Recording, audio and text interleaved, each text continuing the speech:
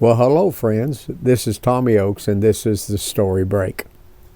One of my hobbies is when I read the Bible, if I find a teaching or a verse that reminds me of a story, or on the other side of that, if I am reading or listening to stories and I hear a story that reminds me of a verse out of the Bible, I usually stick them together in my mind for future use. So I have several pieces of the Bible that have stories attached. Here is one of my favorite stories that has a Bible verse attached to it. I'll tell you the story first and then give you the verse. Now, when I get done, if you have a similar story attached to a verse you want to send, we'll put the address on the screen for where you can send it. And as long as it's a right, decent story, we'd be happy to share it with others. Put your name to it on the Story Break. So here's this story. Once upon a time, there was a man who decided to join a monastery. It was a special monastery in that you had to be silent, and you were only allowed to speak once every 3 years.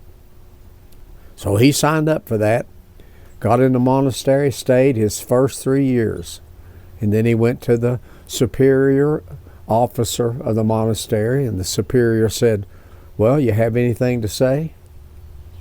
And he said, "Bad food." Okay. Well, he goes back to his life in the monastery for 3 more years without speaking at all. After 3 more years, he appears before the superior, and the superior says, "Well, you've had those 3 years. You got anything else to say now?" And the monk looked at him and said, "Hard bed." So he went back to 3 more years of silence in the monastery. At the end of those 3, he appeared before the superior again, and the superior said, "Well, this is the 3rd time you've come before me. Have you got something to say now?" And the monk looked at him and said, "I quit." Well, the superior officer said, "Well, you ought to, because you haven't done anything but complain since you got here." Now, the verse of Scripture that I attach that to is Philippians 2:14 that says to do everything without complaining.